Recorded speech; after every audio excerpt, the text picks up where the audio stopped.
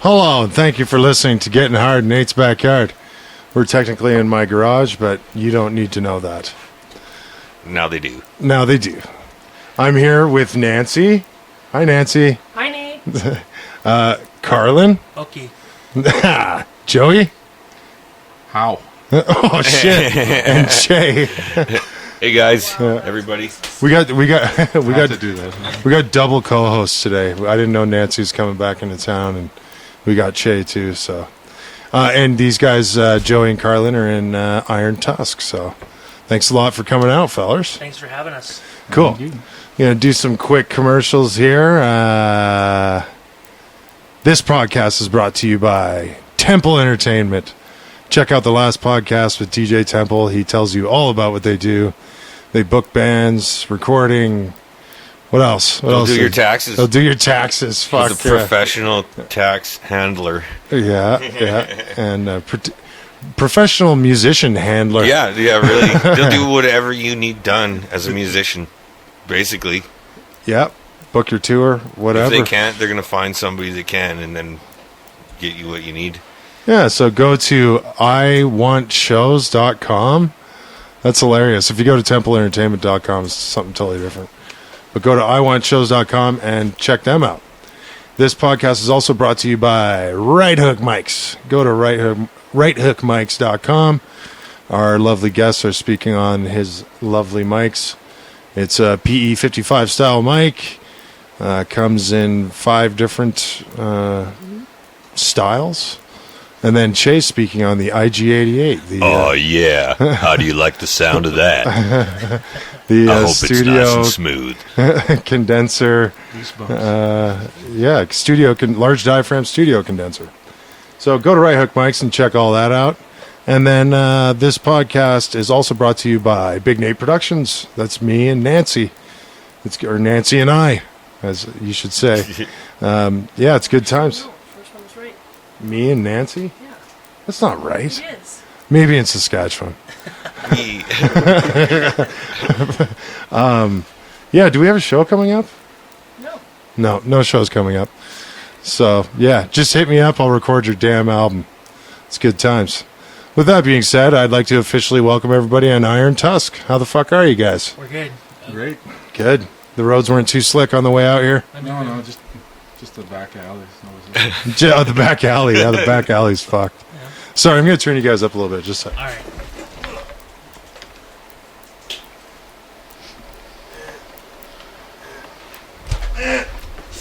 Edit. Yeah, the back alley's pretty slick, eh? Trenched out. And it's always good taking podcast appearances on like 10 hours notice. So. Oh, yeah. We had a meeting today. And 3 hours notice. Yeah. Well, I meant to do it before you guys. What was it before? You? No More Moments was supposed to do something. Oh, that was a No More Moments thing. Yeah, right. Yeah, cool. So, Iron Tusk, new band, right? Yeah, well, we jammed like a little bit earlier last year in 2016, and then things just got busy and kind of regrouped in the summer, and we had that Run as One music festival out in Siksika. So myself, Buddy, and Joe, we said let's learn some covers, and Buddy has some songs up his sleeve. We'll play like 6-song set, and the rest we just started going full time with this. Got a lot of good attention. It's a more heavier rock band. I don't want to classify it as like doom metal or stoner rock, but it's more just heavy rock. Yeah. Yep. Cool. It's got little elements of that, though, which is You don't have awesome. to be stoned to listen to it. Yeah.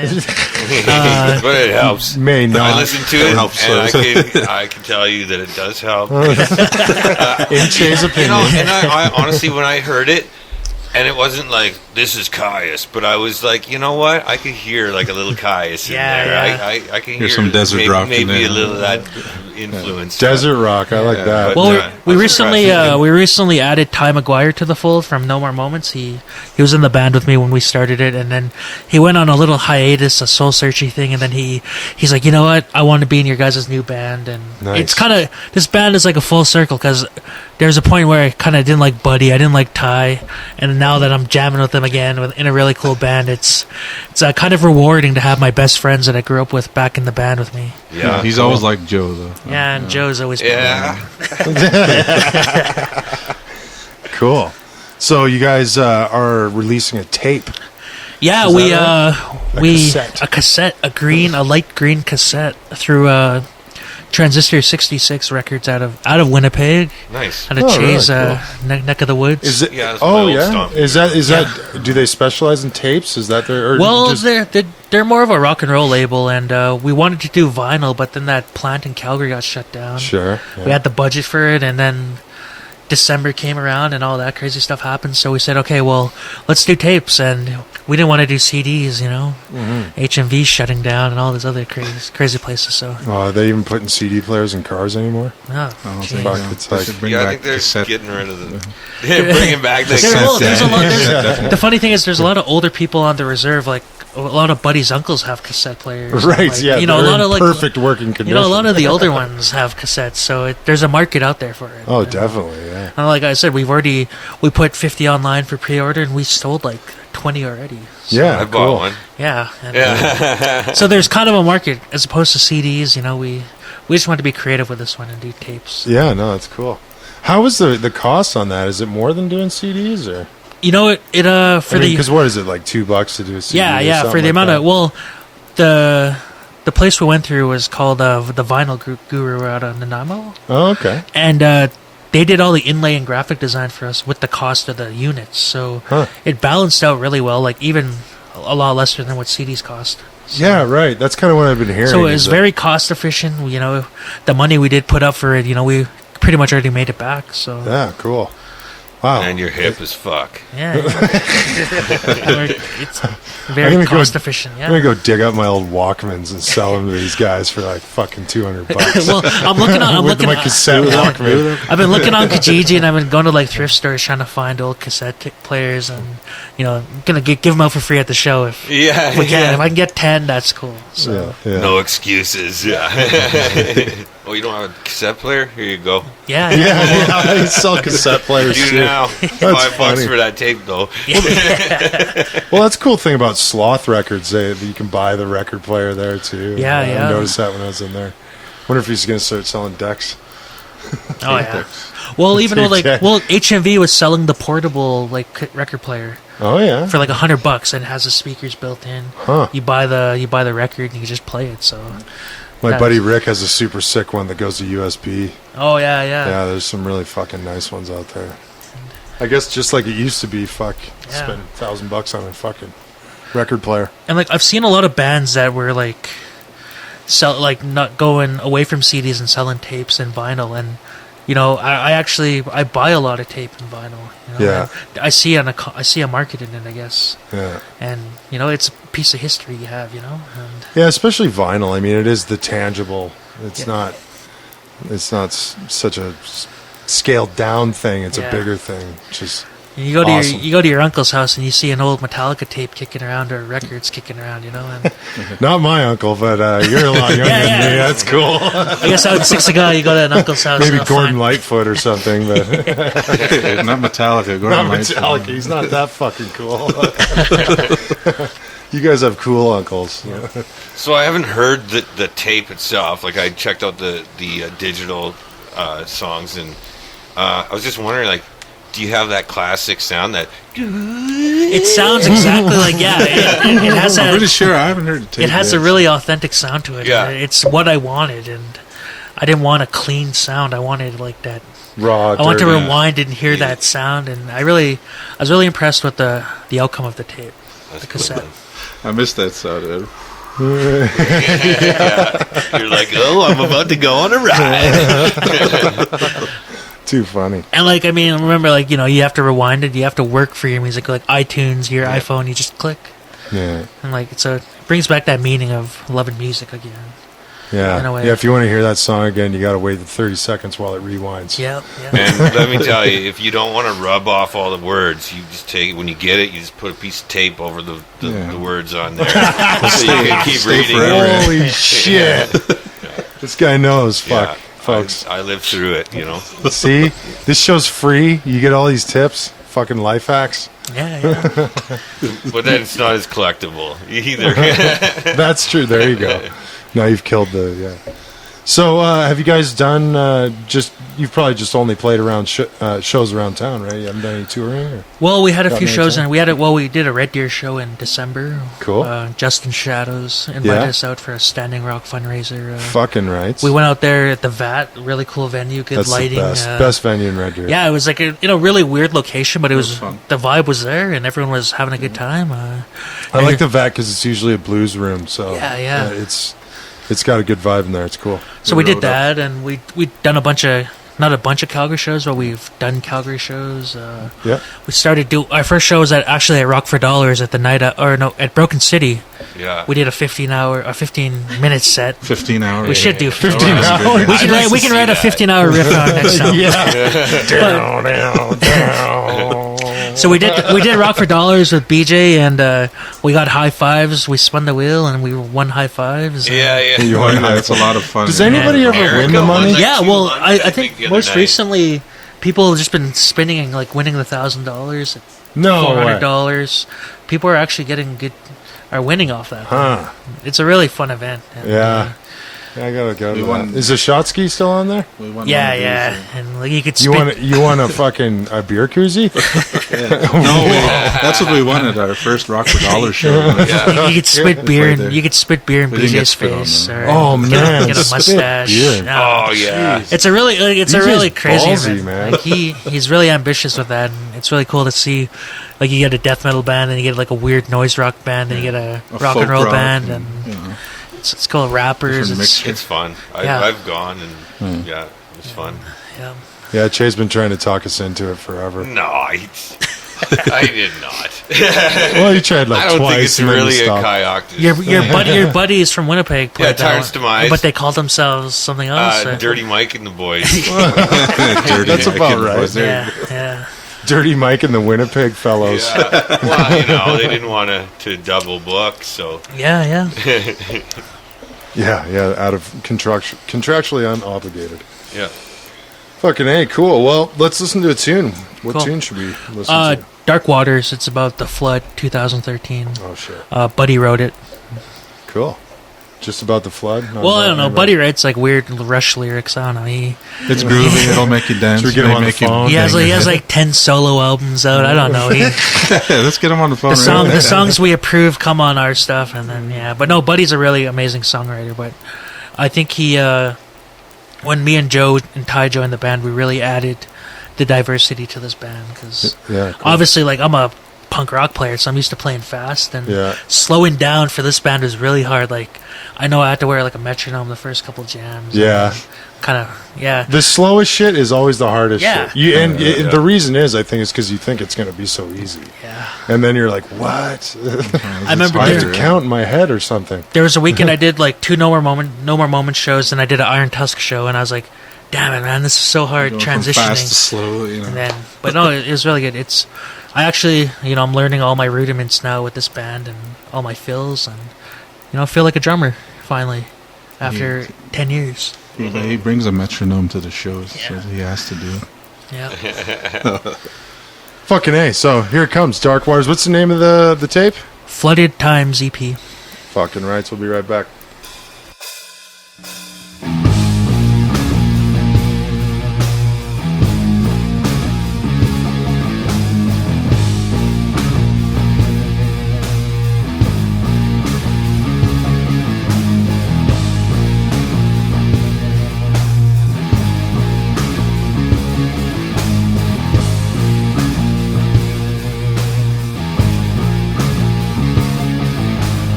You are my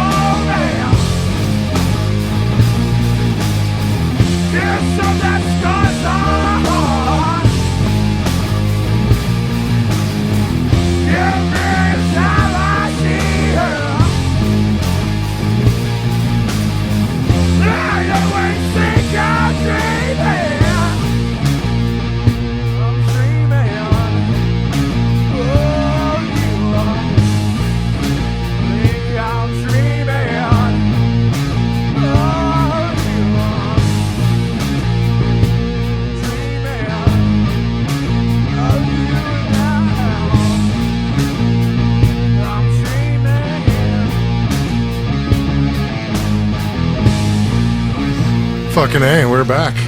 That was fucking killer. Where'd you guys record that? We recorded at Ghost Iron Studios at James Stanley's studio. Fucking A, out in Marlborough behind the Marlborough fucking Mall. Canadian Tire. Yeah, Bingo Barn. Bingo Barn. Nice. Yeah, no, I just did the Statue Demure tracks out there. It was fucking killer. Good, Yeah. cool, big room. James is a good dude. Yeah. He's a buddy, and he's too much of a buddy, I guess. I don't know. I don't know if you're allowed to have a good relationship with your studio guy, but he's cool. He's really cool. He's trying. He's his room is cool, and like all his gear is really awesome. And Yeah. Okay. he's always like he'll pretty much accommodate his house. Yeah, he lives there pretty much. he lets us jam there whenever we want, pretty much. And, Yeah. Oh, cool. yeah, he's a good dude. Fucking A. Yeah, I had good time out there recording. And the recording process with him, like for me, was really easy. I just went in there, did my drums, and got out there. And I didn't want to be around for these guys to do their tracks because I didn't probably get too pissed off with them or what. I don't know. Yeah, we didn't want you there. I've done a few. I've done a few albums, and this was like their first legit album. And I just wanted to get in and get out, but they had a good time. I think Buddy had a bit of a hard time in the studio. Yeah, me, I did my guitar in a couple takes. Yeah. But Buddy was the main vocals, right? So James wanted him to sound good, you know. That's what I like about James. He wants you to sound good. Doesn't want us to sound shitty, right?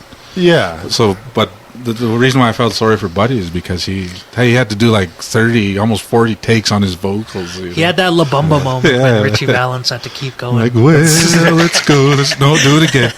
You know? Yeah. Just think of that, and that's what Buddy went through. And Joe was Bob. I was sitting in there just sipping the beer, like waiting for him, laughing at him. Yeah, that helps. Yeah. You got to support. Yep. Yeah, no, for sure. I mean, recording's a different process than live, so you got to go through it a few times and nail it to get what you want across, right? Yeah. You don't want it to be that shitty, squelched out first take you do live, until you get warmed up, right? Because it passes live, but it doesn't. And we had already been in stone, right? We had already been a band for like a month at a time. We didn't want to be that band that like does a bunch of shows and has nothing recorded. Sure. We wanted to get something down to offer to our people that come see us. So we got these few songs down right away. We had our band camp up right away so they can hear our jams. That's good. We wanted to do it basically with this band. I'm doing everything I did in my other band, like all the wrong things I did in my other band. I'm doing it right with this band. So, really pushing your releases, pushing anything, going to see bands play, making that connection, because we got a lot of good rock and roll bands in our city. Oh, for sure. And it helps when you're friends with all of them. Yeah, it does. And obviously the merch thing is very important too. So marketing ourselves, getting shirts, getting stickers, getting the tapes, have a decent merch table where people will leave with something. So it's been a learning process, but I mean, we're doing all right, and we get invited out every now and then. A lot of shows we have to refuse because I got a busy schedule, but we take the ones with our cool friends. Yeah, that's cool. Well, at least we try to. And how can people get a hold of you for booking? Just contact Iron Tusk on Facebook or find me on Facebook, Carlin Black Rabbit. Yeah, best way, Facebook. Cool. Yeah, the old Facebook there. I mean, we juggled the idea. Oh, you're fucked now. The reach of this podcast is worldwide. I mean, you're going to be getting your fucking door knocked down. We'll hire a duplicate band to do that book. These are our South American counterparts. We wanted to do a website, but we'll see what happens. I mean, we'll see where it goes. I think now that social media is so prevalent, you can. It's almost like website. Sorry to cut you off, but websites for bands is like just a compilation of your social media links. Pretty much. It's just a splash page. It's really that says important, though. I do think it's important, and Kayaktis doesn't have one. No, never had one. It's really fucking. It hurts, It does. It does. Yeah. When Nate got his own website for himself, I was like, "Come on, what?" And then, I just want to say, Temple Entertainment does have a website deal where you get the website name, the URL or whatever. You get that as part of the deal. I think it's like $110 or something. Yeah. So and then of course you get to pay for for what do you call it again? Like the the hosting, annual the hosting Yeah. fees. Yeah. I think you have to pay for the name yearly. Like, You're- there's yearly fees after you It's start. a really competitive price what he's offering, and any band that wants a website, talk to Temple Entertainment. I chatted give with them him a chance. about his services, and everything's legit. Like, Oh, for sure. he's a cool dude. He got back to me right away with emails. Yeah. Like, I'm the kind of guy that, like, if I send an email, I'm expecting it back in like an hour at the most. But I'm one of those kind of dudes. 5 minutes. Yeah, I don't like ignoring me. I really don't like waiting for people, and you know, Yeah, well, I go to the best, and Yeah, I've found the and you're best trying to with do all my business, services. right? Yep. Because if I'm going to invest all my money or the band's money into something, we want the best That's service, right. right? So, and I know I've been following all the stuff he's been doing online, Yeah. and he's a really good dude. And his band, Without Mercy, is playing Moments Fest. Yeah, that's And- right. You Yeah. like them? They're cool, yeah. They're fucking Yeah. killer, eh? They're really good. I enjoy them. Yeah, Super shred, holy fuck fest. yeah. Fucking A, cool. So, like, I know that you and, like, Ty was in No More Moments at the beginning. Yep. But, like, Buddy and you, Joe, like, have you guys played in any other bands, or? I played in like maybe 2 other bands before this. Like I used to play with this cover band. Oh, yeah. We were called Rude's Crew, not Rude's Screw, Rude's Crew. And, you know, that's where I pretty much learned. And that's how how to, we booked ourselves. That is exactly how we booked ourselves. Not Rude Screw, And then- Rude's Crew. And what else? I used to play in another band called Tetrahedron, but we never really played a show. We were just always practicing, and that kind of fell apart. So then I was kind of, on the sideline for about maybe 2 years after that, and then this guy called me up and said, "Oh, we're looking for the shittiest guitarist around." So they found me. We're having a shitty guitar player competition. We have no expectations. Join our band. Buddy actually did play No More Moments for a couple of years as well. And then, Did he? I think the earlier stages, like he was. It's a long story for another time. But This stage? yeah.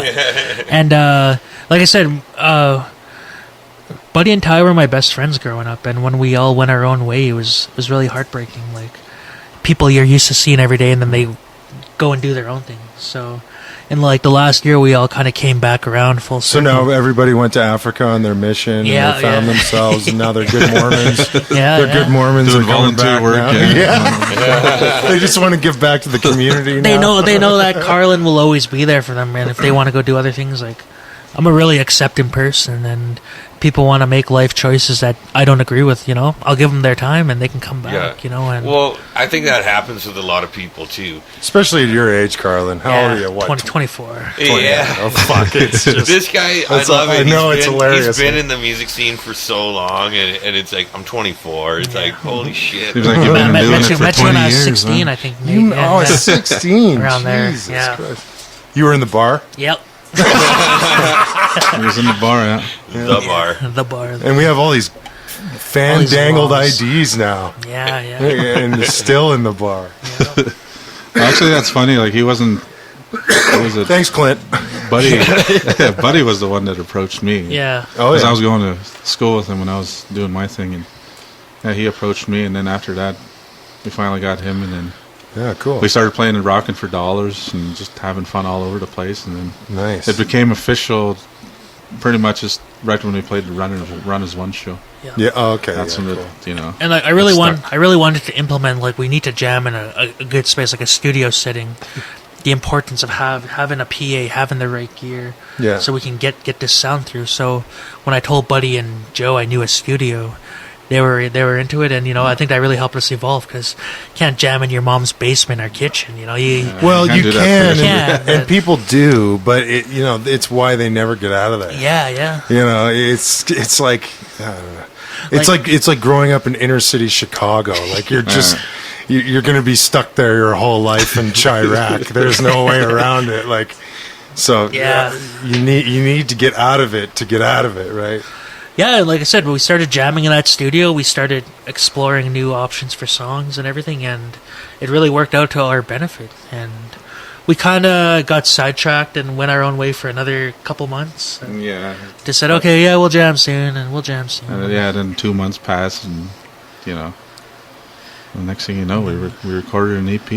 Yeah, no, that's isn't that how it works, right? You're like, life starts happening, and you realize you have to stop and make it fucking happen. Like nobody else is gonna make it happen, and that's what, like, even me, I'm 10 years older than you, and I have a kid now, and blah blah blah, and I still, like, even more so now, have to really be able to budget my time and budget my money and budget everything to do it, because you have to, and it's a sacrifice, to do it. So it's a lot of, like, for me personally, it's a lot to do with self-care and balancing out your life, like you said. Sure. I think playing music, like the kind of job I have, it's not stressful, but it's a lot of work. It's a heavy workload, and I think being on stage for a half hour, jamming for a couple hours, and it really balances out your mentality. If I didn't have a band, I'd probably just be pissed off, or sitting at home, getting into trouble or something. But I've always said it's worse than not getting laid. Yeah. And I like fucking. So like, home by it's yourself. Like when it's been like if we don't jam for a month, like around Christmas, I start going fucking squirrely. Like I just start getting weird.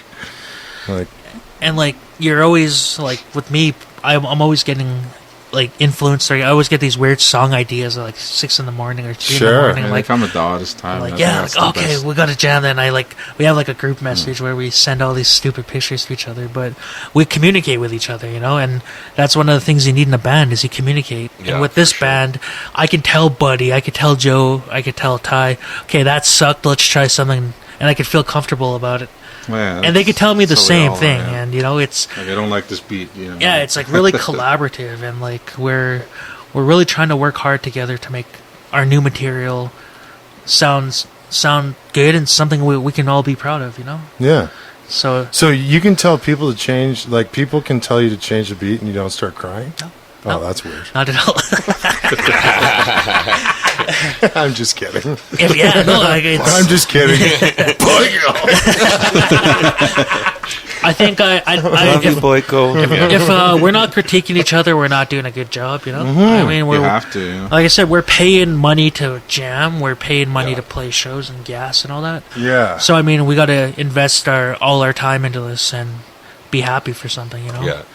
Like, you're not gonna go build a house and not have like a bathroom. You got to have everything in there. So that's really important with this band. And with some bands, it can be that way. It can be like, oh man, I don't want to bring this up because fucking Buddy's gonna get pissed freak off. out. Yeah. Especially in your 20s. Feelings get hurt. Like that's what it was in the 20s for me. It was just like everybody was all butthurt all the time when you tried to change a riff. I love to razz people, and I razzed Nate about this one riff. I called it the new metal riff or something. And I was like, Limp Bizkit riff. Yeah, the Limp Bizkit. That was boring. Come on, man. And he's like, well, what about that riff? And I was like, well, yeah, let's hear it. And he's like, well, I thought you hated it. I was like, I was only bugging you. He's like, I know, and I got my tail between my legs. I'm like, oh, I'm gonna change. Totally forgot how to play it. Yeah, totally that too. I never played it the same again. I mean, like we can't really take ourselves too seriously. Like, you got to joke around with your bros. You gotta have some fun. I mean, like, when you're driving home at 2 a.m, the driver's the one that has your life in their hands, so you got to trust them all around. Like, when we went out to Red Deer, man, we were going in an ice box. The heater in my Holy car shit. went -30. Still but everyone was still having a good time, just stuff like that. We have to have all the windows down, guys. Let's sing. I mean, I think one of the things I learned being a band over the years is like, have low expectations and make the best out of whatever you have. Yeah, absolutely. I know that's kind of cliche, but like, I mean, when you get kicked off a show or your guitar player doesn't show up. So tell that story. You guys just got booted off the stage. Okay, recently. I'll let Joe tell that one because I have a really unbused story. Just to make a long story short, I mean, it was unprofessional. So where was it? Like, explain to everybody. We kind of set our day pretty much on that, playing that. It was a last minute gig. In pretty Strathmore? much, yeah. We pretty much didn't know we were going to play until the night before. And we had a no sports bar, right? Yeah. We had no practice time, so we didn't practice. And then we went, and we got through the first song but the owner was like, oh, you guys got to turn it down. I'm like, you have no monitors. If we turn it down, he's the drummer. He would have obviously drowned us out. Yeah. And- Can't turn down cymbals Yeah. and snares. Yeah, exactly. And Yeah. then, the guy comes around and he starts messing with my amp, and I'm kind of like, what the fuck are you doing? Like, I'm kind of saying to myself, this guy, what the hell's wrong with him? Yeah. And he went to the other side, and he turned down the other amp. And sure enough, this guy just Carlin. he Did Carlin, couldn't you hear lost us your at all. mind, Carlin? I mean, I've never. And then I don't know. Exactly. Flipping his fucking I guess jumps like out of after years of being screwed over at shows, it just kind of boiled down to this Yeah. dude. But Yeah. I mean, we came to your establishment. Like, we were respectful. We got on stage. We did our thing.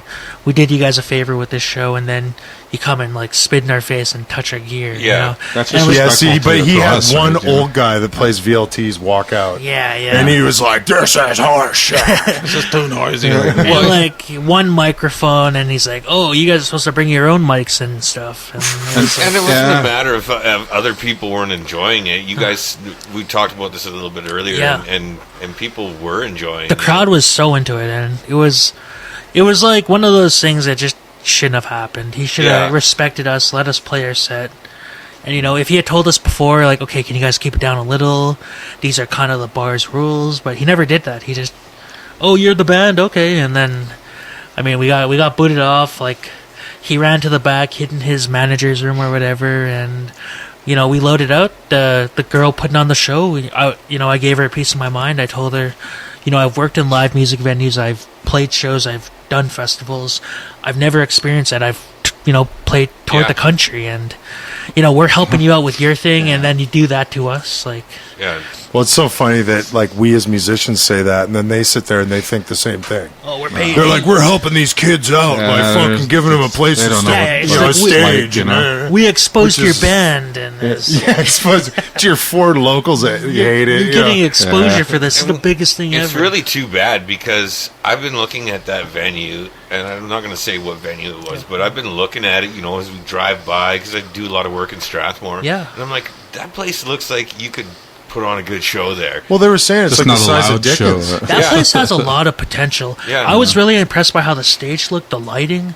I Yeah. mean, all you need is just a basic PA with the mics. You and need all that. fucking me and Jimmy in there. Yeah, you you need know what? fucking Big Nate Productions in Yeah, there. Is I'm what sure you that need. know. was done, And like I'm gonna say this straight up, Strathmore is a party town. If you Yeah. get a cover band, you get a rock band, you get anything, you're gonna bring people into this establishment.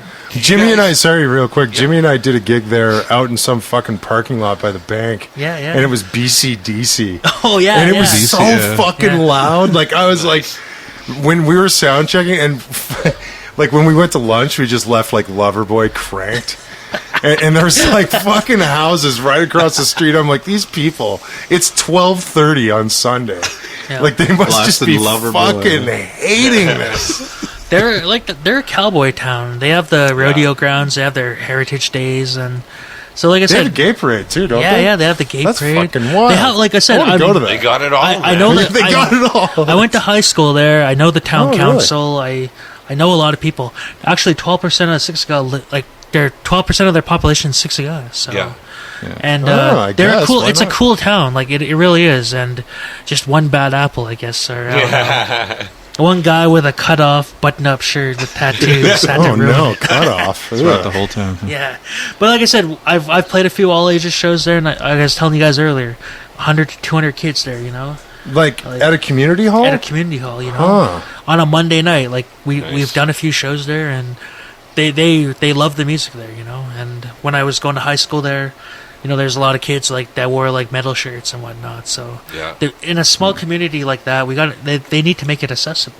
The Yeah. music accessible. Well, really, there's a lot of cities that are not getting hit that could be, but then you look at a place like Lethbridge where Reagan Mayer, like, he worked really hard to try to bring shows, and he did bring a lot of shows. Yeah, but he did. It was just he had to pay out so much money. He for wasn't getting the halls and- local support. Yeah, People yeah. coming out. Well, and right? it wasn't even the local support. Like, with all the expenses that he would incur just putting on a show, it killed him. Like, Yeah. we don't in the city. We don't have expenses. No. We say to a bar like Dickens, like, hey, can we want to book this day, and they have everything there for us, and sometimes I think we take that for granted in a way. Yeah. But You don't know stuff that hasn't happened. Yeah. Right? Like that's the thing with music and art and production is when it goes really well, Yep. everybody's happy and they're none the wiser. Yeah. When it goes really shitty, everybody knows it's shit. Yeah. And so when the bad stuff doesn't happen, people don't know, and if that keeps going on, people get, I know it because pretty much every time I mix, everybody's like, "Holy fuck, man! I'm so glad you're here." Yeah. That's what I hear to begin with at the beginning, and then they're like, "Oh my god, it sounds so great!" Like I'm getting to the point where it's like, I don't care. Give me $5. Yeah. Like it's the stuff that didn't happen that you're paying that $5 for. Like there's a really good all ages group in Calgary called Major Minor Music Project. Yeah. The dude that's doing these shows is like he's all for helping like First Nations people. Like for the Is past that Graham? Graham McKenzie. He for the past 2 shows he's hired youth from the reserve to be like a stagehand, and he's paid them. awesome. He wants to have. training, man. He's had powwow drummers open the show a couple times. He's been, I've been working with him collaboratively. Like, he does all the major minor stuff, but I've been bringing people towards him to get appeal. And like I said, we did punk rock axe throwing this past Sunday. Halloween in January. And there's on a Sunday night on a holiday, there's like almost 200 people there too, in Sunridge of all areas. At an axe throwing place. An axe throwing place. 2 stages side by side. Like this guy's doing he's being creative with it. Yeah. The punk rock bowling in Forest Lawn at Paradise Lanes. We did that and it's sold out, Yeah. Get to bowl for free all night and you get to watch punk rock bands or metal bands or whatever. Halloween in January. And that's what our community needs is more people like. Did like you guys Graham. play that Halloween in January as well? We got to open for a new Numenorian. How did that show go? Dude, it was amazing. Awesome. Yeah? It was really in good. Albert Park. Yeah, it was. They did the 2 Community stage hall? thing. So they had like upstairs and downstairs. upstairs right? and downstairs.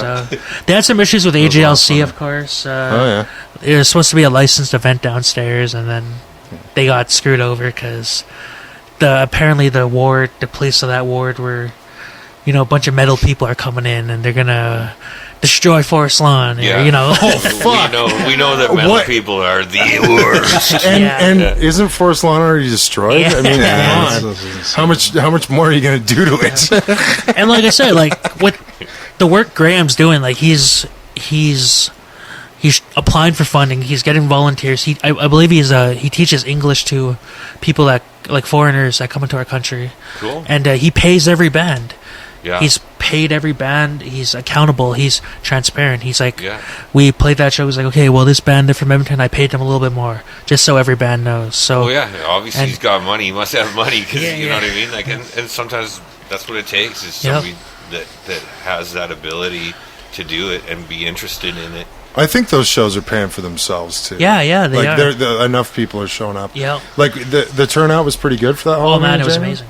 Yeah, It was Cool. amazing. And like I said, we all like we went to Don's hobby shop. And, Yeah, it was just Don's the hobby last, the last minute costume costume. store in yeah. Inglewood there, yeah. or on Center Street there. What'd you dress up as? I was the Ice King from Adventure Time. And I was just like Kylo Ren. But, it was funny because I could kind of see him laughing when I had my mask on. yeah. Like while we were doing a song, He looked we were like he doing was a a song. guitar I looked like player I was of Ghost or I something. looked I like don't a know. Nameless Ghoul from Ghost. Well, like with the all ages thing too is like that Griffin kid from Chained by Mind. Yeah, Like, Griffin Clapback. Yeah, that kid is amazing. Like, although he's a major supporter, like he loves big time. Kayaktis. Like, Oh, yeah. you know what I Well, mean? He's a student of Boyko's. Yeah, right? yeah. So Dude, I remember the first time I met him was his dad, Jason, Yeah. drove him out to Lethbridge. We played this all ages festival in Lethbridge. Really? And fuck, what was that, 3 years ago? I mean, that was Yeah. like 2013, 14, something like that. And fucking, he came up to me and he was all like nervous. It was weird. Yeah. When somebody, it's like, dude, I just play in a local metal band. Yeah, You yeah. know, and he's I'm good not shit. Maynard or And you know something. what? That whole show, he was just like right up there. Headbanging And every and, band was like, this kid right here is super awesome. Like, And you know, I agree. like what he he was like 13 when we met Yeah. him. Oh, yeah. Because what is he now, 16? 16. Yeah. When I was his age, I was doing the same thing, going to shows, Yeah. and it really did save my life. And Yeah. he has Autism. isn't it? autism, and Yeah.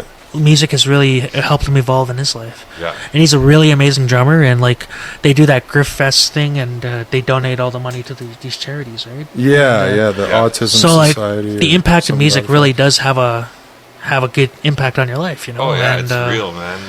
Like I said, growing up on the res, like I mean, I never thought I'd be a Siksika counselor down the road, you know. Yeah, At least not this soon. It's empowering. Like, Okay, before we kind of get into that, because I wanted to bring that up, I feel like I have to ask this like super fucking cheeseball like fucking question. But like, aside from being an hour out of town, like, do you guys find it like, is there barriers? Is it more difficult to be playing like as a band from the reserve and all this? We plan our whole day around it. Yeah. Our whole day. Okay, We gotta- so elaborate on that. Well, like you know how like basically my question is because like you guys have support and funding, and you're on council. For people that don't know, Yeah. now you got elected to council, which you're probably like the youngest motherfucker ever that's been on council out there, I Yes. imagine, which is super awesome, and congratulations and good for you. Thank you. But I mean, even if that wasn't happening, you would probably still have some support from the council, right? So with that mixed with, you know, like so you have support, but then the geographical thing and blah blah blah. So how does that work out? I think we've always done things ourselves. We've never wrote a letter saying, "Hey, we need some money." Right. We've You've never actually- been like, we have a gig in Calgary. We need Yeah. $50 for gas. Yeah, we've always You can't do that. We've always worked shitty jobs and like Yeah. pitched in for gas. I mean, transportation. You know, like Done it on owning your a own, vehicle. yeah. Like if you own a new vehicle on the reserve, there's so many back roads. You end up wrecking it, and like Yeah, like he just got his no truck out choice. today, and like so you know what I mean. Like there's more logistical my stuff. fault. There's more to it than just okay. Let's get in the vehicle. Let's go to Calgary. Yeah. Yeah. You know, there's food. There's gas. I mean. Yeah. That terrible road just blew your tire. You're like, fuck. And it's happened, hit a man. deer. It's happened. You know, we've had hit a shows dog. where we've had hit a blowouts dog, on our tire. We didn't have a spare. You know, there's a lot more to it than Yeah. what it really is. And like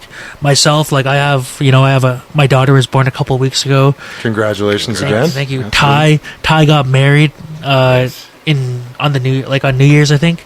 There's only 2 of us at his wedding.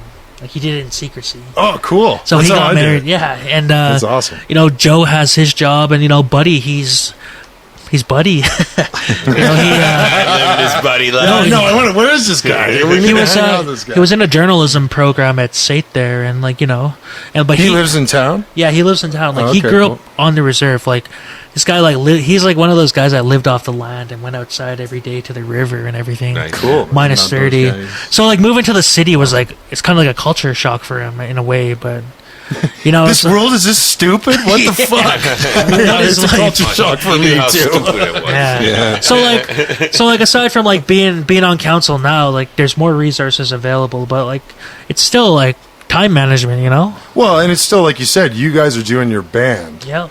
You know, it's not like you're doing it on your own. Yep. You're not looking for any help or I mean, like I said, any we grants or any Yeah. public money or whatever. split it 4 ways, you know, like every other band, I think. Yeah, for And, sure. No, that's what I was wondering. I mean, Manage the time. we coordinate who's picking up Ty or Buddy or whose vehicle we're gonna use. yeah, and, totally. Yeah. Arranging, you know, So it doesn't matter. no, not really. It doesn't matter. We make You it can work. be- We yeah. make it work. There are people out on the reserve, like prior to me being on council. There's been people that were into it and like lent us their vehicle, lent us money. Nice. They support what we do. So it's like the community. There is a lot of community support back home for us. So Yeah. it's been really cool. And like, Right. So when you have your tape release, there'll be a bunch of fucking people there buying tapes. well, we'd like to hope so. I mean, like, Yeah, yeah. yeah. And like I said, March 11th at the Nite Owl, we're doing our tape release. There. Oh, fucking A. Yeah, there we go. Should have plugged that at the beginning. Yeah. We have Oxeneer, dudes from the Weir. We have Bazaraba. They're like, Oh, yeah, that's Kellen's new Kellen and Yeah. Trevor. Kellen from Triton and like that band. They're Trevor good. from Gnosis. And then we have a band called Empty Visionaries. Jim from Oxeneer, that's his band. And Cool. Jim no, Hudson, right? not his band, his buddy's band. And Oh, he's yeah. like, so we really wanted to mix up the bill. You know, we didn't want to have just straight doom and stoner rock throughout the night. We Yeah. want to you know Mix it up. yeah. mix it up. So it's gonna be cool. And Oxeneer, like they played No More Moments as CD release, and they blew my mind. Like so heavy and Yeah. so good. Like Was that at Dickens? Yeah, that was at Dickens. Yeah, and me too. They too. sounded really good on that stage. Oh, yeah. Fuck yeah. And, that was a good time mixing them. And like I said, I've been friends with Trevor from Gnosis and Bazaraba for a long time. And Bazaraba is like a really good rock and roll band. They're really good. I like them. Oh, are they a little more rock and roll? Yeah, they're oriented? just straight up rock and roll. And Did they play that night? They did, I think. No, they didn't play that. No, night. they didn't. I thought they did. At the No, we played with them at the Palomino. Oh, Yeah. okay, yeah. But they're like you'll like Bazaraba when you see them. I'm sure they're doing a demo or something like that. And then Empty Visionaries, they're like more like a hardcore metal band, and they do they have their fan base or whatever. And so we wanted to like get all aspects. Like the guys from Oxygen have their friends, we have our friends, and that's the best way to do it. You get all these different people together for a night of fun, and you really got to diversify it. And like Jim from Auctioneer, it's funny. I just chatting with him, like asking him about the show and whatnot. I found out he's a full status First Nation. From Ontario. Really? Yeah. From around here? No, from Ontario. Oh, okay. Ontario. Well, actually, me and Carlin were talking last night. We were talking about Indigenous artists and trying to make sure that some Indigenous artists are being represented out there and on festivals and different shows, and I was like, there's probably a lot of people that are Indigenous that we don't realize that they are. Yeah. It's because it's not always an issue. It's not like, hey, you're Native, like, what I mean? Yeah. It's so, like with Zool, because I was saying, well, AMF. They got Zool on there. There's Armstrong Native Metal blood in Fest. there. Yeah, Armstrong Metal Fest, and so it's just kind of an interesting thing. Like, I'm from Manitoba myself, and so there's lots of Native people, and they've always been a big part of like the metal scene and the punk Well, scene. couldn't you sorry to bring up your personal shit, but couldn't you get status? Well, you know what? Aren't you close or something? This is a weird thing because we've always believed that we're Métis through my grandma who came here from the States. Oh. So all the paperwork isn't in order for us. Right. Okay. But then now with these DNA tests, a few of my family members has gotten DNA tests, and it's like. And this is happening to a lot of people, though, where they're like, I'm pretty sure I'm Métis, and it comes up on these DNA tests as nothing. Like, there's nothing. And what, like you're from the Himalayas, or what? I mean, personally, I question it. I mean, because, like, I know there's a lot of people that are strongly believe that they have Native blood. Yeah. I mean, for me, a lot of people think I'm Native. I attribute a lot of that to where I grew up. Your Cuban father? I grew up. No. I attribute it to where I grew up, and like I was born in the Pas, Manitoba. I grew up in Creighton, Saskatchewan, Flin Flon. Like, I was almost a minority there. You know what I mean? And so you pick up on the accent and everything, and it's just a way of life. Like where I'm from, it's just everybody kind of has a little bit of a native accent, no matter who you are.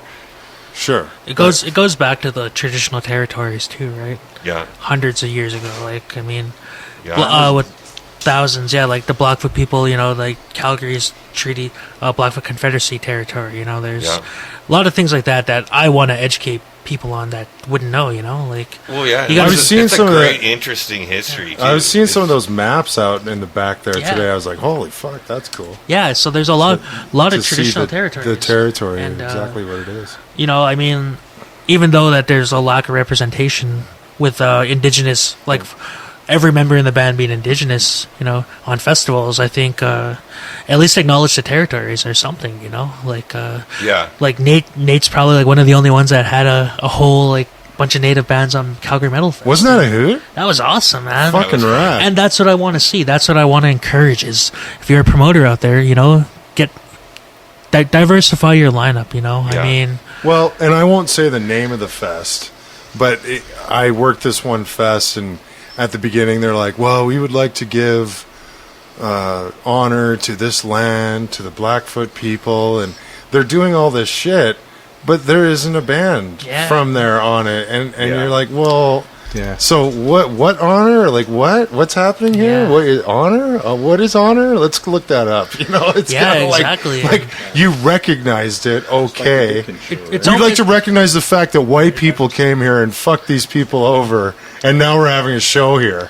You know, it's easy to say that, but how about just be like, everything's awesome. This band's from here. You know, like, and they're from here. And It's almost a trend where some of these, like, I'm not seems trendy I'm not lately. gonna say white people, I'll say whatever, but Probably yeah, white people. there's people that want to just do it just because everyone else is doing it. Because it's the politically correct thing It to makes do. It's it the makes you look politically correct. good on your Facebook and your Instagram, Yeah. but really, like, what are you doing? You get to go home to your nice warm bed. Yeah. You know, both your parents have jobs. I mean, like, if you come on the reserve for a week, you know, you'll see the struggle that my people go through. You know, Yeah. we have a lot of social issues. Like, even with the people that are homeless downtown, chances are they were in residential school. You know, it's a generational trauma, and like, you know, there's the TRC reconciliation thing. There's 94 calls to action. You know, and So is Trudeau actually doing something about that, or is he just fucking running his mouth that he's gonna? I guess that remains to be seen. I know think he's running his once we mouth. start Fair enough. once we start seeing more programs being funded out on the reserve, it remains to be seen. Yeah. More music programs, more education programs, more Like- anything. You know, we need to be our people need to be integrated into society where they can benefit from it. You know, Well, and I think that society as a whole has a lot to learn yeah, from Native people, you know, and I've always felt this that you know, they've been taking care of this land for thousands upon thousands of years. It's been great. yeah. You know what I mean? And it's only the last, you know, it's basically the Industrial Revolution that you know, things are getting polluted and things are getting wrecked, and it's not a good thing. And so there's something, you know, that whole fact that they were here for all this time and kept it good. You know, there's something to be said about that. Yeah. Yeah. A lot of the stuff I've been doing back home prior to me being elected was I was doing a lot of all ages shows and bringing bands in, you know, with very little resources, so the youth of my reserve can see bands like Kayaktis or Bison or a big, you know, a cool band from Calgary, all over Yeah. Western Canada. Yeah, cool regional band. Yeah, it's I not wanted 20 to. grand. Yeah, I wanted to bridge that gap. I wanted to give perspective to those bands coming. Yeah. We've had a lot of bands come out to the reserve who respected the land. They got to see what kind of an environment we lived in. Yeah. I mean, we actually do have a really amazing environment back home. We have a amazing community.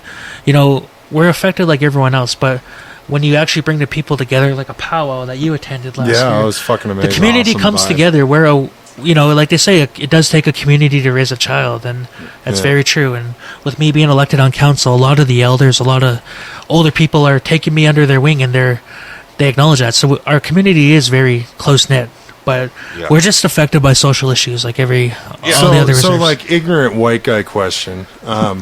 You mentioned like that you.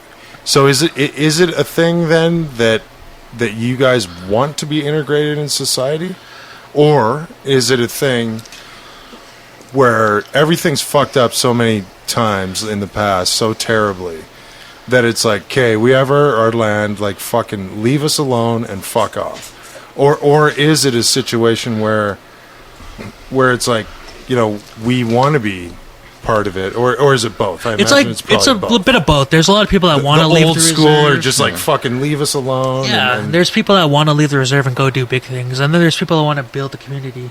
Right. Like with the elementaries and the schools, they want to have immersion programs for Blackfoot language. right. So, yeah, like, why you know, not? you're speaking fluent Blackfoot, you know, Yeah. and then the culture-based program, there's a lot of courses offered where you can learn about Treaty 7, Yeah, land sure. claim settlements, all these other things, like the clan system.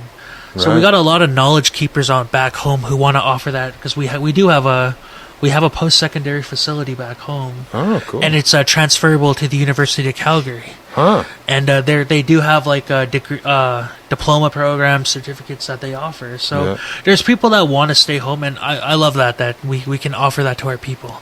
Because I Yeah. mean, like I said, not everyone has a vehicle, not everyone has accessibility to Well, Calgary. We did a show on a Pasquiac Cree Nation, which is basically my hometown, the Paw. And, you know, I stood up there and I was on the mic and I was like, you know, people are made to feel like like you got to get off the res, or you got to get out of this small town, or your life's not going to amount to anything. And it's a bullshit story. Yeah. The life is what you make it.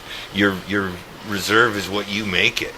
And I think a lot of people are kind of, it's just starting to come around to, like, you know, they're getting it. And you know, a thing with bands like Iron Tusk, the kids can look at you guys and say, look at these guys are doing it. Yeah. Yep. I want to do that. I want to put my time into playing music and doing something creative, which is in the end a really positive thing. Yeah, that's why I like him. Like, you know, like he's on leadership now, and right now he's trying That's to fucking huge, right? To be so young and to be on leadership just because of what he said. And you're gonna start a program pretty soon. Yeah, we're music. starting like an after-school music program, maybe twice a week. We'll Kids figure it wanna out. Come out and learn.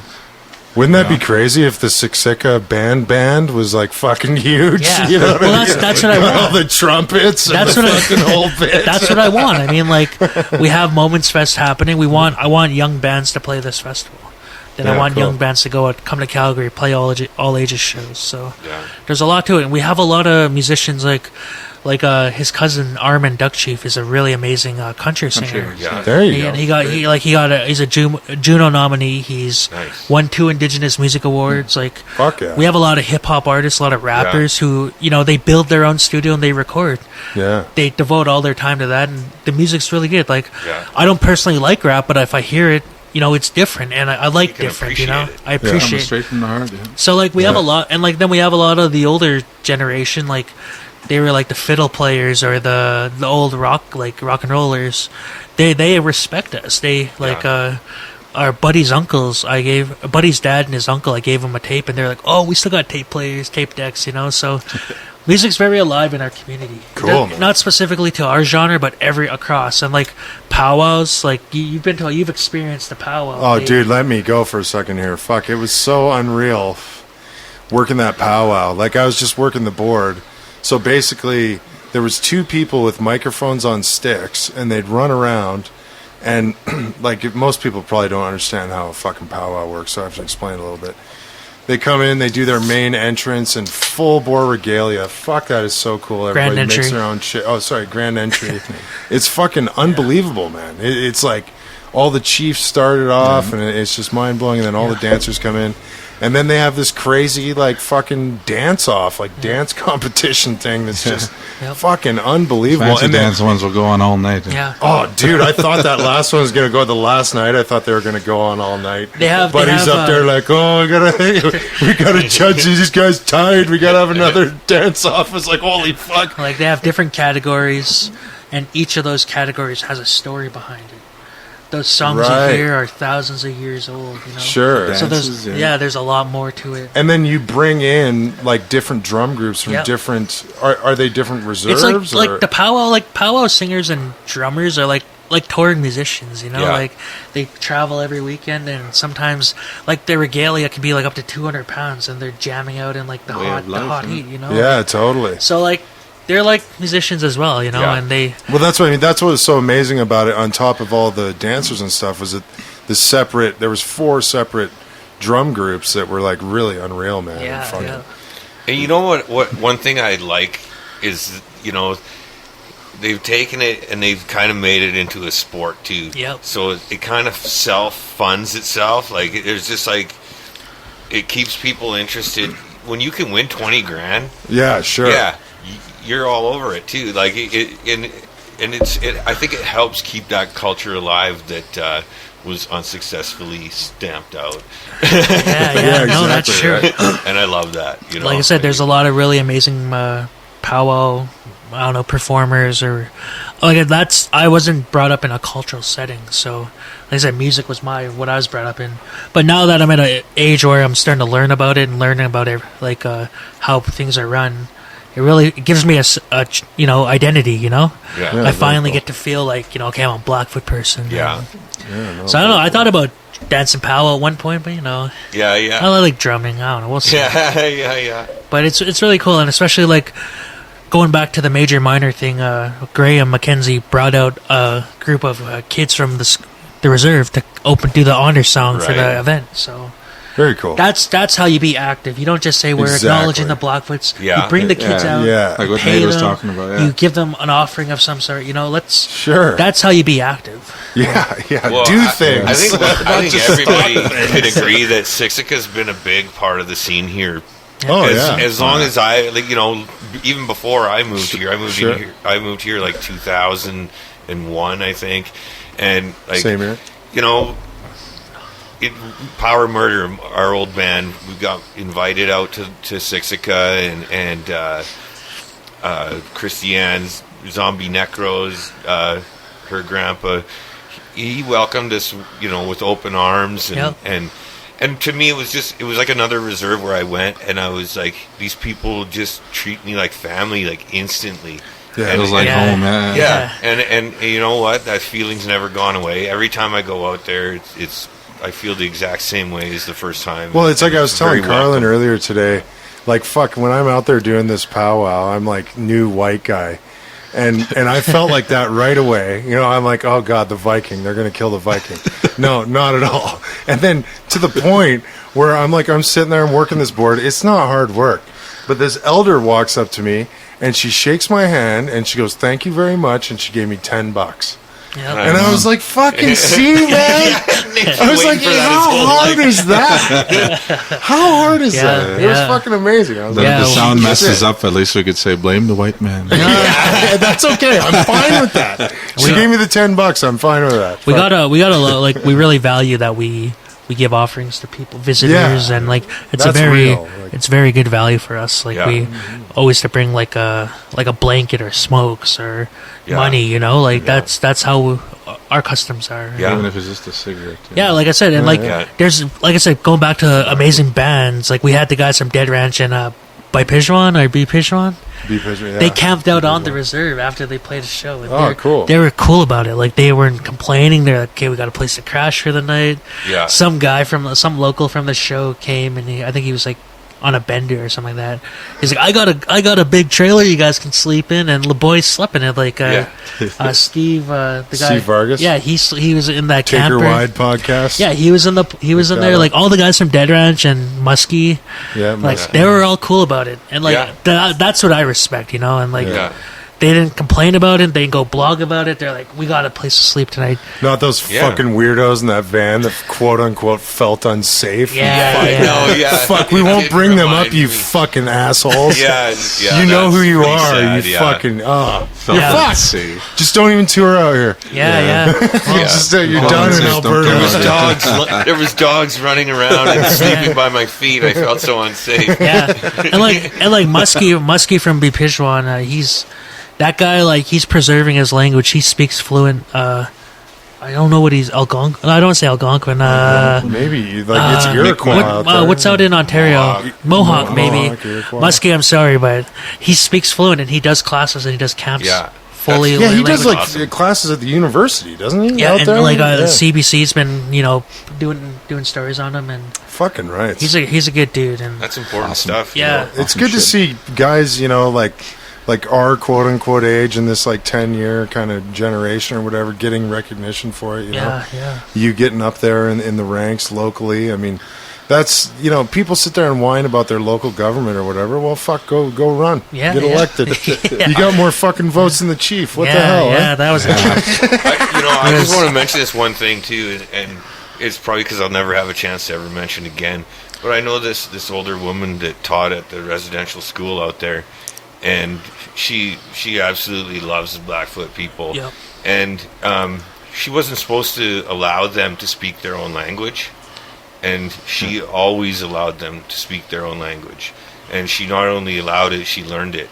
And she just doesn't speak fluently. Why but wouldn't you? You should hear this. Like this is an old Belgian woman who speaks Flemish, and her accent when she speaks Blackfoot is like bang on. And yes, the residential school thing it was terrible, but even within that, there were people that looked at the people of Siksika with respect, Yep. and they tried to do their own thing just by letting them speak their language. which sounds like a crazy thing, right? Like, Right. Yeah. like how absurd that you wouldn't be able to speak your language. Well, it sounds like there was one time. The rest of them were all just Nazi pieces of shit. Well, yeah. I'm definitely not sticking up for residential schools by any means, but I know this woman. Thanks, I know Helga. this woman, and she's still alive, cool. and she lives in Brentwood, and she's got a lot of great stories, a lot of cool Fucking stories. A, shout out to her. Yeah. Good for you for not being a total piece of shit like everybody I mean, else. there's like people like Nate and Nancy and all of the good people in the scene, like Chris from Dickens, that took me in and accepted me as an individual, you know. Yeah. And like I went to other places, oh, you're just a native kid, you know, Yeah. like, you know. So it's even like our people are like us as a community, we're evolving too. So Yeah. just welcoming in someone, you know, it doesn't matter who they are, their skin color, Yeah. their gender, whatever. Just be cool about it, you know. Yeah, fucking And right. That's the only way to evolve in our scene. So. I Well, mean, The only way I'd like get to in, listen to another tune. yeah. This is a rad conversation, but I'm going to piss myself. Sorry, I'm going to be honest with everybody. All right. No disrespect, but Just go ahead, let her go. just We won't just judge go, you. man. We Just won't go, judge man. We're not going to judge you here. Yeah, I forgot to wear my podcast fucking underwear. Loaded. So let's listen to another Iron Tusk tune, though. What's this tune? And This one's called "This Moment." It's a song that Buddy originally wrote, but me and Joe kind of beefed it up and made it sound We really like a beefed rock it and roll hit. I don't know. Is that what they call it nowadays? fucking Yes. rights they do. Rock and roll. Even if they don't, the they're first gonna track. know. It's a rock and roll satire. We'll put it that way. It's the first track on the EP. Yeah, it's the first song on the EP, and we play it a lot. And plug the release here again. Real March quick. 11th, Nite Owl, Iron Tusk, Bazaraba, Oxteneer, and Empty Visionaries will have cassettes for $5, and we may have cassette players. We don't know yet, but yeah, we have a couple of shirt designs that will be available too. Yep. Fucking rights. We'll be right back.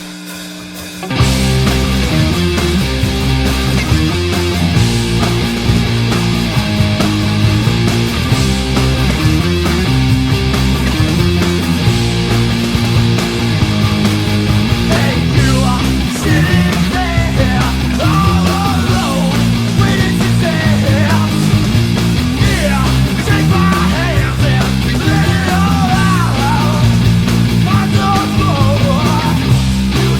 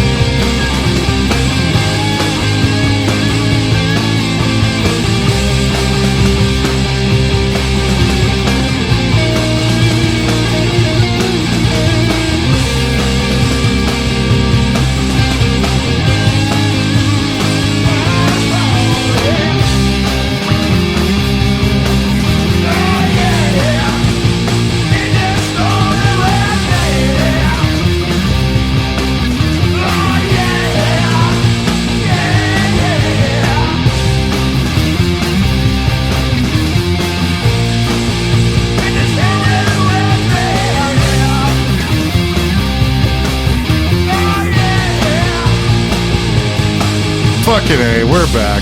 Fucking right. So you guys, do you have, besides the tape release, anything else coming up? We got some songs brewing. I mean, I was referring more to shows. Yeah. Oh, Moments Fest, yeah. Oh, cool. We're doing When's that. Yeah, let's talk about Moments We're doing that May 20th at Siksika Nation Community Center. It's going to start at like 2 in the afternoon. We'll be done about midnight or so. Fucking right. Really, we got a bunch of bands. I mean, kind of got over myself and booked 24 bands. I mean, that's it's not like 90 bands like you did that one year. But 80, whatever. 80 was it 80? Well, I think it was 82. Yeah. 82. When does this go? At Metal Fest too. Monday. Yeah. Go. Don't plug that. Yeah, 83, 81, 82. Yeah, so we got that coming up. We got a lot of amazing bands. Like we got Numenorian, we got Shooting Guns, we got a Costal. Oh, cool. Yeah, Costal's right. Both my bands are playing. We got a bunch of bands. A lot of, Without Mercy from Vancouver. Yeah. Is that where they're from? Yeah. Abbotsford. Do you have Citizen Rage on that one? No. They did initially ask to play, and then they had to pull out for some reason. They always seem to pull off. Because they're brutal racists. Yeah. Just kidding. Yeah, me and Mark had a really cool conversation the other day. That was funny. And like we got I think Our Old Ways is playing. Oh, fuck yeah. They're Yeah. cool. I haven't seen them yet. Their bass player just joined our band, so he's our new guy. Is he still in that band? No, he quit. Oof. But This is drama. This is gonna be his last show with them, I believe. But I don't know what direction they're going. We got like some like really cool like rock and roll like indie rock bands as well. We got Napalm Palm playing. Oh, cool. They're a really awesome band. Night Committee. Just a wide range of bands. I didn't want to make this a specific genre and festival. I didn't want to say Siksika Metal Fest. I wanted to say Moments Fest. I mean, I do whatever I want, book whoever I want. If someone's going to ask to play, I'm not going to say, no. I'm going to allow whoever wants to play. And that's why I did the application process, but it went really well. And So you said 24 bands in total? yeah, something like that. Over 2 days? It's going to be one day. No way. 2 stages. Oh, 2 stages. There you go. Yeah. We did it last year with 14 bands, and it went really well. Yeah, no. And it was just really cool because it's really cool to see everyone in the like Norm from Freudenstein come out and we had all these cool dudes. Like, you were there. We had your buddies from Vancouver. Yeah. Nihilithia, last minute. They're like, Che, do you think there's anything that you can get us on? And I was like, fuck, I know exactly who to call. Yeah. And I got a hold of Anything, Carlin. I'll get you something, buddy. Yeah. And you know what? They were super stoked. They were really happy to Great be dudes. able to. And you know what? Carlin he just put them on, no problem. Yeah. And And cheers to you again for, like you were talking about earlier about how you've been putting on shows, and, that's where I basically know you from. I mean, you used to work at Dickens a long time ago or whatever, but even before that, we, Killiakai had done a show out on, did some stuff out on the reserve, and it's cool when, like, imagine you're from Ontario and you're fucked, and like Alberta, you're a band, and like fuck, so to be that, like, in between doesn't sound right, but and on the way doesn't sound right either. It's like to be reinforcing the scene, where it's like not right in the city. It's a different audience that you wouldn't be able to get in front of.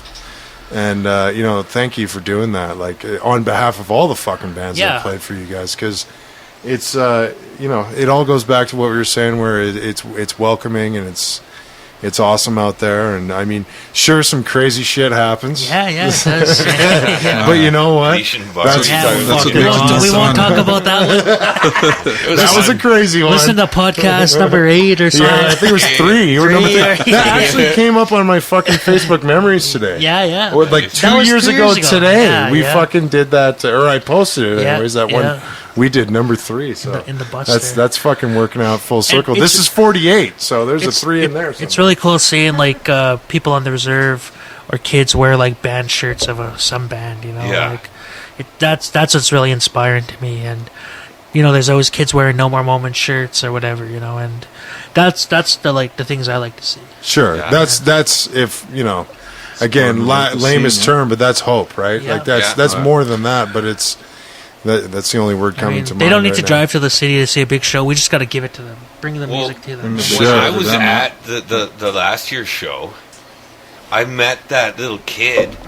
Like when Power Murder played there, like 2006 or 2007 or something. Yeah. There was this little kid that was always at the drums, always playing the drums in the back. Oh, yeah, and yeah, I everybody remember was that like, kid. Damn, that kid's in my kid again, and all this. But he stuff. was good. and he was awesome, and yeah, he was good. Yeah, he was and it really just funny good. It was because scary. he'd stand right behind the drummer, and he'd watch so intently. Oh, and I fuck met yeah. him, I re-met him when I went out there, and of course he's, you know.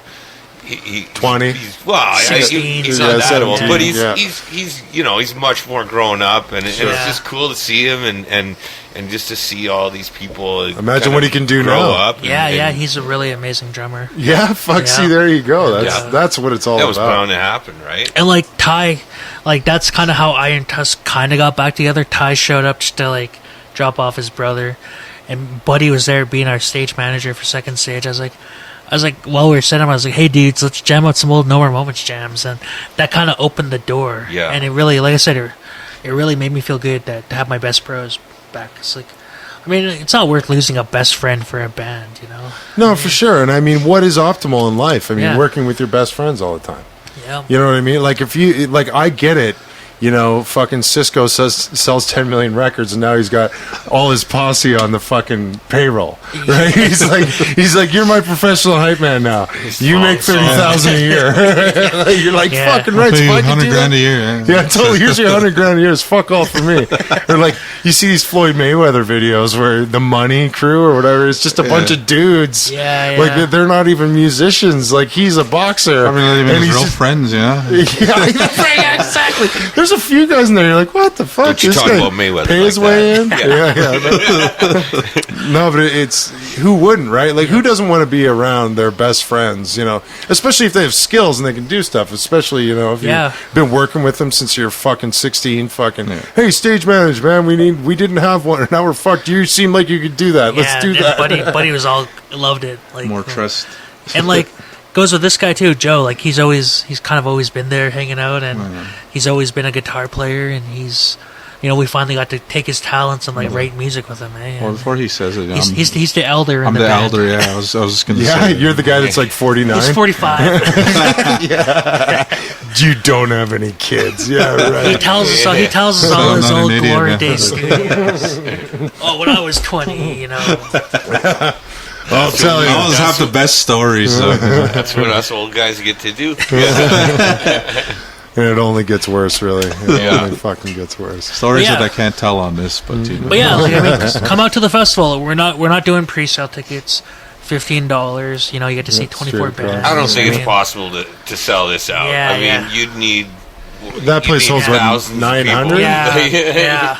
Well, it's a big hockey rink, I right? mean, if So you're it's gonna like- if you're gonna come from the city, you know, let me know. Like, I mean, I'll hook you up somehow, and like I want to working on a shuttle bus or something. Yeah, but we want to nice. make it as awesome as we can. And Yeah, and that's another thing. I think a lot of people, you know, that either, you know, maybe they haven't been out to Siksika, they don't realize the situation there, and it's Yeah. very welcoming. It's very welcoming, yeah, and you know what? The people there, they see the white guy come in, Big time. You know, We but saw it today. It was and they're hilarious like, and look, awesome. but it's like, look, this is what we're doing. Enjoy. Yeah. Like I know that the first time I went, it was, man, we had hot dogs at the concession. We just went to town on these things. I was like, it was like $1 hot dog or something. You know, I was just like, I'll have 10. You know, like just going. Nothing but the best over here. Yeah. I'll take the Yeah. extra cheese, too. But it was just fun. It was just fun. It was Yeah. super fun. yeah. Oh, like I said, it's to bridge that gap between Calgary and the reserve. You know. Yeah, totally. And, I mean, Because it's an hour out of town, so... I mean, even kind of the net, like, do you want to play Brooks? I don't know, some fucking But it's that's worth some that fucking hour, roadhouse shit out Yeah, there. yeah. So, and then the next town's what? Fucking, I guess Medicine Lethbridge, Hat but it's or- really Medicine Hat on the highway. Medicine Hat, yeah. Just 3.5 hours. So, Yeah. I mean, that's cool. You know, again, like if you're looking at from the perspective of a touring band, it's like that's fucking huge to only have to Oh. drive 2.5 hours instead of 3. Carlin saves so many bands, you know, from having that night off, and Yeah. every time they go out there, it's like Well, except for that one Except for band. that one time. band. So never mind. They really fucked it up, those guys. Every time, everybody has such a good time, and Scared of the dogs. and it's just awesome. Like, I don't know, it makes me proud. Like, you know, to Yeah, say yeah. that you guys are able to do that. And like I said, we have the Run as One music festival. Okay, That's the kind of festival that opened the door for us to play shows. Yeah, cool. Because we played it for every year for the past 10 And that's years. done, just for people that don't know, in conjunction with the powwow. Yeah, and they have a Siksika Youth Awareness Week. So we have the festival. We have a lot of other. We bring in all these cool speakers.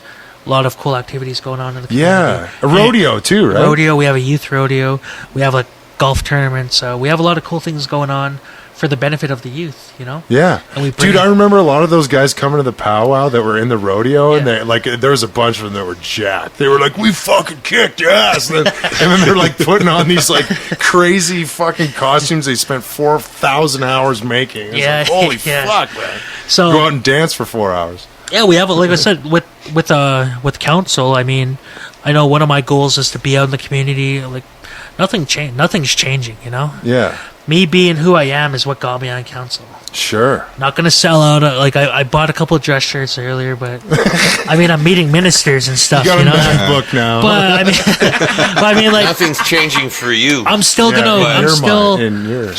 Still gonna, you know, wear a band shirt or whatever, you know, Yeah. because I got on for being me. I'm not going to be this person people think they want me to be, you know. Yeah, that's right. So Well, and it's cool if you can be that conduit, you know, like you said, maybe like if I heard you correctly, is that you kind of grew up like in the Strathmore area, Yeah. right? And not with not as much of that original culture that you would have liked. Yep. So that's like that works, you know, maybe it's worked against you in the past, but in this capacity, it'll be both ways where you Yeah. can educate, you know, the ones from the city like Yep. us fucking idiots, and then you can bring people that want to come into the city Yep. and give them a heads up. And the cool thing. that's fucking huge. The cool thing is learning the language. I'm learning my language. Like Yeah, that I'm, must like, be nuts. There's some meetings I'm sitting at just straight Blackfoot, and I'm picking up on the words, and it makes me feel really amazing. So Yeah, my cool. goal is maybe 5 years fluent. That's what I'm going for. Wow, nice. And like Joe speaks the language. He knows the language. Really? I speak He grew it up here in and a there. really Like, cool well, setting. I'm not fluent. Like I could Okay. understand it because Yeah. you know my parents. I pretty much learned off of them. Yep. So. Well, it's kind of like, well, this is a terrible And I'm old comparison. too. So. But I kind of speak French. Oh, You know what I yeah, mean? Like, yeah, like yeah. same with me. It's like my last name's Renault with a D at the end. You Yeah. know, it's like I should be like full bore. But the only reason I know it is because I lived out there, and Yeah. it was like, especially where I lived, it wasn't like downtown Montreal. It was Yeah. fucking separatist. Fuck you, like I, you know.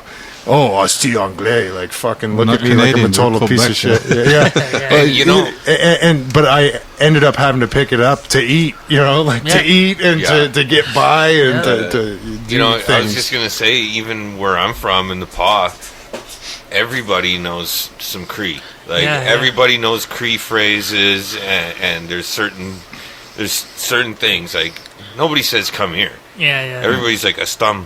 Yeah, yeah. You know, yeah. like, like, you know, it's That is just- a fucking it's just- wild town. you We just- played out in the Paw. yeah. Oh, it's awesome. It's half and half. It's like, so the white guy's side is like not Which not I mean, dry. It's not. There's tons of native people.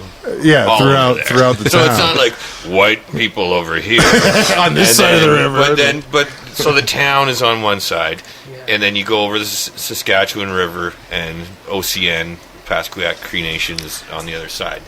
And a it's- dry reserve. I mean, I'm just bringing that up because it Yeah. was very yeah, interesting. Yeah, it's a Like, dry reserve, but you can drink in a casino. No. Gangster, that's right. We were doing that. Yeah, we were taking full advantage of that right Yeah. away. Yeah. I seen the video of that on YouTube.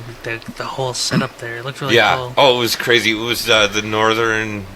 Northern. Geez, no, I can't remember. No, I don't want to say It's been a- Northern Lights. No, no. the And it had nothing to do with the Trapper Festival. That happened. Northern Manitoba. Metal Oh, jeez, Fest? I can't remember what it was now. Yeah. Which But it I was- feel really bad about. Wasn't it just a festival? It was just a metal It was like festival, a right? It wasn't in Northern conjunction. Roots. It was like Oh yeah, Northern Roots. and the That's whole, what it's like, called. and that's part of why we were on it. is because I was born in the pod. Yeah. You know, so it was like all the Tyrant's Demise was there, but then there were some other bands that weren't from there. Ninja Spy was but there, Ninja right? Spy. Yeah. This is what, 2011? and Ninja Spy was amazing there. Yeah. Like, yeah, maybe 2011. Yeah. Yeah, it's totally crazy. Hard to believe, like, 2010. Like, that's when I first turned 18. Like, it's so long ago now. Like, when we were just starting out playing shows. Now we're 2017. Yeah. I know. Fuck, it's just Scene. flying by. Yeah. I mean, like, Carlin's just a huge part of the scene, you know? Yeah. Carlin's on council. Donald Trump's president. It's like, holy fuck, I wouldn't dude. put those two in the same. Yeah. Let's not do that just yet. 2017 is going to be a good year. Yeah. Carlin got Trump, democratically elected. Trump somehow got elected. Well, it's really cool, and like I said, I mean, I guess all this ties into the representation of this new band because we want to go out and break that wall down. I mean, with my other band, we're pissed off hardcore kids, but with this band, it's more like it's a good. there's good diversity time. out there. We're not all. Okay, death so metal. I have a question, and fuck, maybe I'll just cut this out. Who gives a fuck? We're just speaking freely. Yeah. But I've always had this idea, and I know we've talked about it, where I want to do, and Che and I have talked about it a million times, where like we want to do, and not just we. I mean, why not bring the show on the road? Do a fucking rockin' the Res tour. Yeah. Where, we do Siksika, we do Kainai, we do fucking Stony, we do all of them. Yep. Do you really think that could work? Oh yeah, I think so. Yeah? I played put shows. a package together Yeah. and then I think fucking... certain levels it's kind of happened already. Yeah. We've Okay. like we got cool. the Death God dudes from Morley. Yeah, right. We got like Myron and those dudes from Kainai. They're still kind of doing it. We got us, and then there's Calgary in the middle. I mean, I don't know. Yeah, no, cool. We can make it work somehow. That would be Can we fucking get abortion nuts, grenade man. back? Yeah, well, they did one show. And Yeah, they're back. they're back. Talk them into Yeah, it. Yeah. they're back. I'm saying they're back. They're back. Yeah, they're Whether back. they've... Jeff Bearhat on drums again. Yeah. And it's. So you can see that working out. I could see it happening. in the Yeah. first- We would No, totally Jed. be down for something like Fuck, I mean, it would be let's so... let- I'd rather I've do... always Let's been just do down. that all the time. Yeah. We'll follow the powwows. We'll just Yeah. go right behind them. Well, they got that big gathering of the nations powwow down in Albuquerque, right? Oof. Yeah. And then Really? they have Fake? they have The end of they April, have, yeah. they have stage Ooh, shots fired. they have stage 49. Yeah. Stage 49. They have metal bands, folk bands, like Yeah. there's some really cool metal bands down there. So something like that would be cool too. I mean, Yeah. Definitely be down for that. Well, it's we like can do when that I was a too. kid at a when I was a Take kid. us with you. Yeah, please. for me, like- we'll ride your coattails happily. I mean, like when I was a crumbs. kid, the powwow was the biggest thing every Yeah. summer. Fuck, I bet. Everyone went to it, and Oh, it's still if we huge. can add Still on huge. like what Siksika's doing with the Run as One music festival, if other reserves did that, you know, you'll bring more people out, and I like I said, once the average person gets to experience a day on the reserve, it will brighten their perspective. I don't know. Sure. you know? Well, especially at the powwow. Like, I think that's something that people don't understand, that's open to the public. yeah. Like, fucking anybody can go to Yeah. that. And there's no cover. Like, what is it, $5 to park or something? No. You know, not It's all- even. it's all Fuck, free. like, It's all yeah. free. Just listen to the guy tell you where to go park. And that's it. So, like, Come on, that's all like you I mean, gotta do. I encourage Park wherever you want. if you're listening to this podcast, the only thing the things you should leave with is, educate yourself on the history of Indigenous people in Canada. If you see someone on the streets who's bumming for change or whatever, ask about their story, or don't be a jerk to them. Like, Yeah. I mean, I know racism is very prevalent in our society, but just learn the history, Yeah. educate yourself. I Yeah. mean, the Well, that's Holocaust. what'll stop it. Yeah. Like, I mean, the Holocaust happened, and everyone knows about that. But we need to know about the residential school era too. Sure. And Fuck. Yeah. so if you're listening to this, support Indigenous artists. I mean, Yeah. And, there's no pedestal we're putting ourselves on. I and, mean, like for somebody like me that I've always grown up with Native people around, I just have this huge appreciation, and one of the things that I've always loved about Native people is they love to joke and they love to laugh. oh, humor, Yes. Okay, humor's and key. I mean, Yeah. talk It's about the like best. stereotype, right? Yeah. It's the kind of stereotype you want, and it's true. Yeah. You think we're all stoic. Or, Yeah, exactly. Wolfleg there. Yeah. Bud? Yeah. Is that Buddy's dad? No, that's just Buddy. I think. No, but he was like the main caller at the powwow. Oh, I think that was his uncle. That's his uncle. Yeah, Dude, yeah. he is fucking hilarious, Yeah. man. That guy needs to go on tour. Man. Butch. Yeah, Butch. Oh, Butch. Yeah, sorry, Butch. He's like, he got elected on council with me. Fucking right, dude. So- Best guy, one of the top 5 people I've ever met in my whole life. Like, hilarious, man. So funny. And like, if you're going to the Calgary Stampede this year, I mean, I hate calling it the Indian Village, but go check it out. Go hear the stories. I mean, Yeah. You know what? I've kind of had that mixed feeling about Indian Village, but at the same time, it's like, you know, it is what it is. Yeah. I mean, Native people lived here, and they're trying to show you how it was. And then Stampede's there now. And Stampede decides where they go. Wiping it out, though, you can't wipe it out. They tried to wipe it out, and rewrite the history books. You know, Yeah. When the Social flood happens, you studies. just put them by the river. social you know, studies book. that's one thing too. Is That's so as fun. the whole thing, you know, the West or the Europeans moved across North America, like especially in Canada, like they were renaming people. They were like, "Oh, your name is this." And You're Jeremy now. So in Manitoba, you were getting people with English names and stuff like this, and French names. Well, by the time they got here, everybody was already wise to that, and they're like, "No, screw you. Yeah. We have our names," and you know what I mean. And that's one thing I love about like in Alberta. For me coming out here as a Manitoban, where it's like, you know, Seawops, Arcans, Bird. You know, there's certain names, but out here it's just these extravagant names. You know, like Black Rabbit's one of the more toned down names. You know what I mean? You know, a funny thing about that, there's like this barber shop called Tommy Guns. Yeah. It's all over Calgary. Yeah. And there's like a fella there that's cutting hair, and he looks like a kind of like Italianish. Anyways, that's my grandpa, and I was like, I seen that picture at at his funeral, and I was telling the workers like, that's my grandpa. Yeah. He owned a barber shop in Cardston. Nice. And just them hearing the story about it, like, I mean, Yeah. they were really cool about it, you know. Like, Yeah. I think they pulled that from the Glenbow archives. So, Nice.